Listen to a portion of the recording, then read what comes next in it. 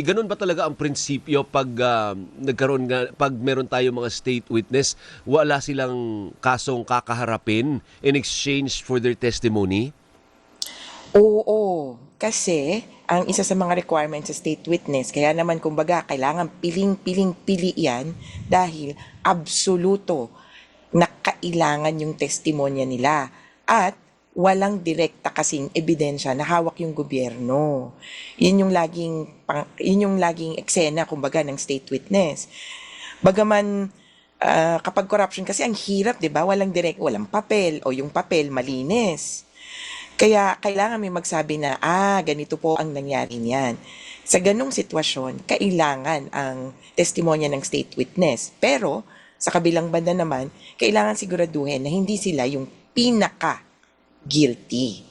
Opo, pero parang ang dating lang kasi is, parang ang leksyon, bata nanonood, sabi ng bata, so pwede pala akong magnakaw Kaya paglaki nga. ko. Tapos, iaalok ko yung sarili ko na state witness. Tapos, ibabalik ko lang yung parte ng ninakaw ko. Hindi pa nga buo eh, di ba? Kaya Parte nga, lang. kaya nga. So, pwede pala. May Pwede. may premyo pala sa pagnanakaw, attorney. Oo, lalo na kung malinis yung record mo, katulad ng mga diskaya. Kasi pwede kasing posibleng disqualification, nakasuhan ka na, na-convict ka na dati. Kaya kung first time mong nahuli, malinis ang record mo, hindi ikaw yung nasa tuktok, kumbaga, nakinabang ka lang ng kung magkano, posible talagang makakalusot ka. Kaya problematic talaga ito dahil yung state witness ay talagang lusot sa lahat. Parang bargaining nga. chip ito. Oo. Ibibigay ko yung testimonya ko pero mako-convict yung iba. Ito yung mga ang pangit lang, no? Bagong makapili nung panahon ng Hapon. Nagtututuro, ito, collaborator to ng mga Amerikano, ito, Tulisanes to. Oo. Samantalang, sila rin, posibleng may kasalanan. Oo, pero teka Kaya- lang, attorney. O sige, siya yung pinaka least guilty doon sa Ay, hindi kaso na least yan. guilty Hindi pinaka-guilty. Opo. So, Hindi pwedeng siya in pinaka-guilty, between. pwedeng nasa gitna. Nasa gitna. Pero very crucial Oo. ang testimonya niya Sa to kaso. pin down. Others. Yes, Oo. okay. Pero, paano tayo makakasiguro na ang pinagsasabi niya ay totoo? The truth and nothing but the truth. Kung Nako. nag-iimbento lang siya para nga makaligtas sa kaso. Walang requirement na, kumbaga, absolutong requirement na ang state witness ay magsabi ng totoo. Pero, dapat at expected na lahat ng witness, anumang uri, ay magsasabi ng totoo, syempre. May mga test dyan yung mga abogado. Kung kami nga sa NUPN, kailangan paulit-ulit mong papakwento dun sa tao, ano bang testimonya mo, anong nangyari. Kapag may inconsistency, medyo maa-out siya, di ba? Parang kaduda-duda to. Isa pang posibleng test ng mga nagre-review sa testimonya niya ay kung meron siyang pinagtatakpan sa sarili niyang ginawa. 'Di ba? Yung nagsasabi ng totoo, pwedeng nagsasabi ng totoo tungkol sa iba. Pero yung pansarili niyang responsibilidad, hindi niya inaamin. Kung ganon, mapapa-red flag ka. Bakit kaya sinasabi nito, sila lahat ang gumawa. Ako, nakanood lang ako Nandun lang ako sa gilid. So yan yung mga red flag o kaya possible na pwedeng silipin. Pero ultimo, ang magagawa na lang natin kung nagsinungaling, di kasuhan natin ng perjury. Kasuhan natin ng kung ano man. Kasi posibleng labas ito dun sa immunity na makukuha niya. Ang immunity niya kasi dapat ay para lamang hindi ka kakasuhan ng kunyari, plunder or malversation. Pero kung nagsinungaling ka o may inimbento kang kung ano man, pwedeng perjury or false testimony na yan. So wala tayong magawa, Attorney Conti, kumbaga parte talaga ng proseso ito. Yun This nga is eh. going to be a bitter pill if we want to convict yung iba na mga utak at saka big fishes. Wala We need to bite the bullet. Kailangan natin yung testimonya ng mga ito. Kaya pikit mata, tanggapin natin kahit sila ay kasali din sa sindikato at hindi na sila makakasuhan, tanggapin na natin, Attorney. Oo parang gano'n. Kailangan. Ang malaking issue sa mga state-perpetrated or state-sanctioned na mga krimen, katulad ng corruption, katulad ng EJK, di ba? Na parang kayang pagtakpan ng makinarya ng Estado, naku, walang makakapagsabi sa'yo kasi kumpleto ang papeles, maayos ang proseso, quote-unquote, na nadaanan. Kaya malaking bagay yung patungkol doon sa documentation. Meron diyang, minsan, pwede kang masilip na kulang sa papel, pero kalakihan administrative yung yun. Kung kulang yung papel, kung may hindi na pirmahan, di meron kang administrative liability. Minsan, kung depende sa kung gaano kalala, kung kulang sa papel, baka naman pwede siyang maituring na accessory to the crime o kasapakat. Kaya lang, usually sasabihin ng iba, ay sorry, nakalimutan ko lang po. Hindi intentional. Kasi kung accessory ka o bahagi ka ng krimen, pwede mong sabihin, ay, may pipirmahan ba? Hindi ko alam Kaya ang hirap-hirap. Pero sana, maaral lang mabuti. Kasi ang nakita ko parang medyo maraming maraming mga makakalusot dito. At ibig sabihin yan, walang direktang ebidensya na hawak ngayon yung gobyerno. Masakit.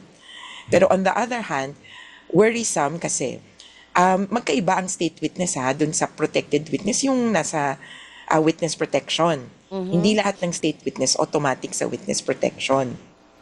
Oo. Ang nakita ko sa witness protection, hindi ka pwedeng kasuhan kung ang krimen mo ay grave penalty o yung matitinding mga krimen.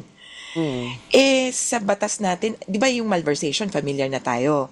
Yung pera na nakalaan para sa isa, nilipat yung paggagamitan. Oo. Malversation o pag-ikot-ikot ng pera.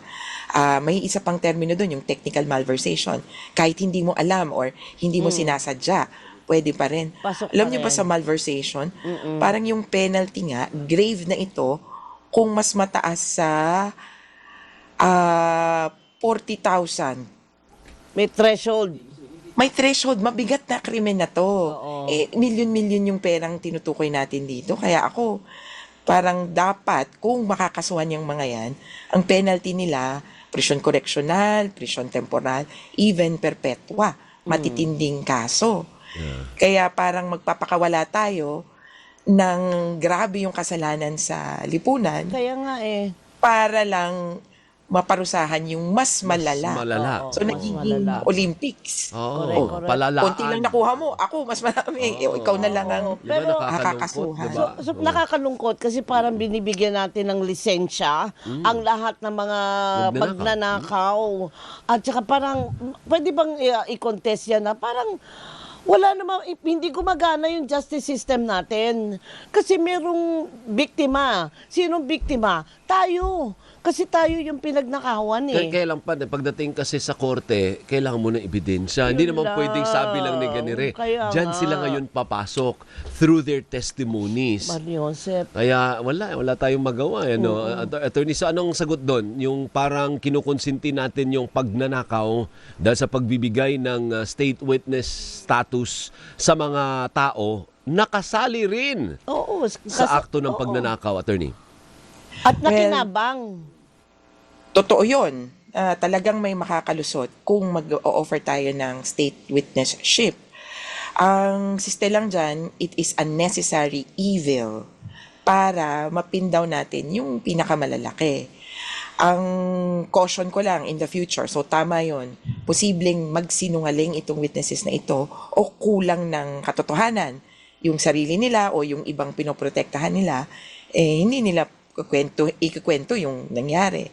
And then, ultimo, pag nakawala yan, nakalaya yan, pagkatapos ng mga hearing, ano ang trabaho niyan? Baka balik trabaho ulit or balik sistema. Kaya nakakalungkot, pero sa ngayon yan ang determinasyon ng ating DOJ. Kontra ito sa panawagan ng taong bayan. Lahat ng sangkot dapat ikulong.